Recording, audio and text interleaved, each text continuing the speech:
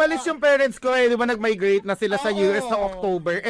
For 35 years, sila talaga yung nagluluto. Hindi talaga ako marunong at all. Siguro, pansit canton nga, hirap na ako lutuin. Like, hindi ko siya na-perfect. So, pinag-aaralan ko. Tapos sa mga panahong bagong alis sila, I think mga November yun, So, parang nagkikrib ako sa adobo. Yung mga ganun. Tapos, syempre, wala na akong mautusan na, Mudang, gusto kong magpaluto, ganon. Bigla ka sabi na papadalan mo ko. Tapos, yung pinadala mo sobrang sarap pa. As in, may roommate kasi ako. May roommate. Pag-alis ng parents ko, nagpatira ako sa room nila para may bawas expenses. Ginigate-keep ko yung adobo mo. Like, hindi ko sinabing dumating.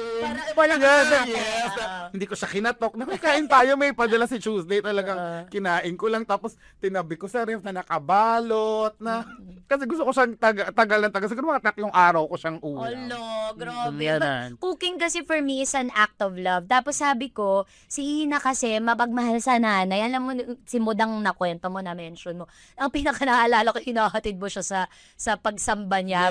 Tapos nilalait mo muna siya bago siya bumaba. Pero always Taba mo na. from a place of love. Yes, super. Yan yung namimiss ko ngayon. Talagang, I don't know, namimiss ko yung hinahatid ko siya, yung kinukulit ko siya. Kasi yung mama ko, yung old school na, hindi techie. So, ang Correct. sarap niyang laro-laruin. Ang ganda nun. Tas para sa akin, kung ganito ang mga tao, pag ang tao kasi mapagmahal sa magulang, the rest just seamlessly follows. Mabait sa kaibigan, maayos ka trabaho. Kasi sa bahay talaga magsisimulat kung naturuan ka ng maayos, tama? Yes. Pero parang pag sa'yo, gusto kong kausapin si tita, parang mali ang naituro. Minsan, pinapaamin ko sila, sabihin nyo na kung anak ako ng prinsipe ng Brunei.